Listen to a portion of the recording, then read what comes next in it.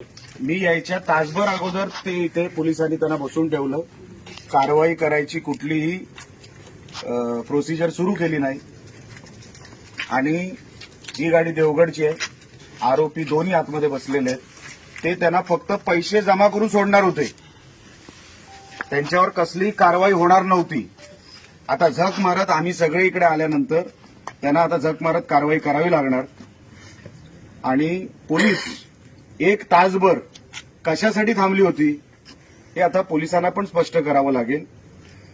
आम्ही इथे आल्यानंतर आमच्या सैनिकांच्या भावना तीव्र झाल्या होत्या. तरी आम्ही कोणालाही गाळबोट लावलेला नाही. आम्ही कोणाची कॉलर पकडली नाही. जे सोडवायला आले त्यांचीही कॉलर पकडली नाही किंवा त्यांनाही गालबोट लावला नाही.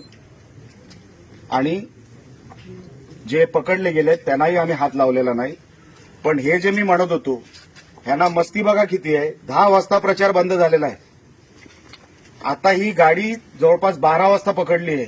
यांचे रोज पैसे वाटायचे कार्यक्रम हे जे होते हे 1.5 लाख मी त्या दिवशीपासून सांगतोय. हे अगोदर किती वाटून आले होते ह्याचा अजूनपर्यंत हिशोब मिळणार नाही किंवा मिळालेला नाही. आणि जे राहिलेले 1.5 लाख रुपये आहेत ते पोलीस स्टेशनमध्ये असे आले की आता आम्ही सुटणारच आहोत. आमच्यावर कसलीच कारवाई होणार नाही.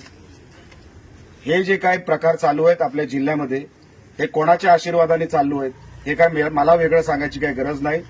पण हे जर आज मी या लोकांना मी पोलिसांना पण सांगितलंय आम्ही हलणार नाही. आम्हाला बघायचंय तुम्ही कसली केस आणि कुठल्या कलमांची केस लावता यांच्यावर. आणि तो जो गाडीवाला आहे ज्याच्या गाडीचा नंबर देखील नाहीये जो अशीच कोरी गाडी घेऊन आलाय आता ती स्मगलिंगची गाडी आहे किंवा कुठून बाहेरून आणलेली आहे त्याच्यामध्ये कुठले कुठले धंदे होतात ड्रग्सचे होतात किंवा दारूचे होतात आम्हाला माहित नाही. गाडीला नंबर नाही गाडीची ओळख नाही. आम्ही कसं समजायचं उद्या या गाडीला नंबर आला की ही तीच गाडी आहे. ही चोरीला वापरू जाऊ शकते ड्रग्ससाठी वापरू जाऊ शकते दारू डुप्लिकेट आणण्यासाठी वापरू जाऊ शकते. ही गाडी मी सांगितल्यानंतर जप्त झाली आहे. त्याच्या अगोदर ही जप्त झाली नव्हती. ती गाडी तिकडे पोलीस स्टेशनच्या बाजूला उभी होती. कोणी त्याच्यावर लक्ष दिलं नाही. जेव्हा आमचं लक्ष गेलं की गाडीवर नंबर प्लेट नाही तेव्हा पोलिसांनी आतमध्ये येऊन इकडे ही गाडी लावली आहे. हे सगळे पत्रकार 2-3 इकडेच होते. मी जर एक जरी ह्याच्यातलं खोटं बोलत असेल तर हेही पत्रकार इकडे विटनेस आहेत पुरावा म्हणून. ते कदाचित बोलतील किंवा बोलणार नाही मला माहित नाही. पण मी यायच्या अगोदर पत्रकार पण इकडे होते. म्हणजे त्या दिवशी सारखं आमच्यावर आरोप नको की आम्ही मुद्दामून ही गाडी पकडून दिली आहे. माझ्या अगोदर ही गाडी इकडे आलेली आहे. पोलिसांनी पकडलेली आहे पण कारवाई केली नाही.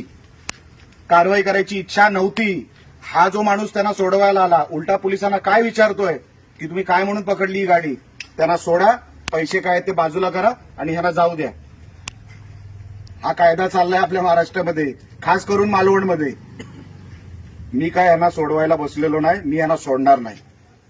हे निवडणूक मानत नाही. हे कुठलेही नियम कायदे मानत नाही. 10 वाजता प्रचार संपलाय 12 वाजता पैशाची गाडी मिळालेली आहे. त्यांना सोडवायला नंबर प्लेट शिवाय गाड्या आल्या इथे लोक आलेली आहेत. ते सगळे भारतीय जनता पक्षाचे आहेत. एक इकडचा जो काय पकडला गेला ना प्रत्येक माणूस इथे भारतीय जनता पक्षाचा पदाधिकारी आहे. उघड पैसे वाटतायत. प्रचार संपलाय उद्या मतदान आहे तरी हे सगळे प्रकार चालू आहे.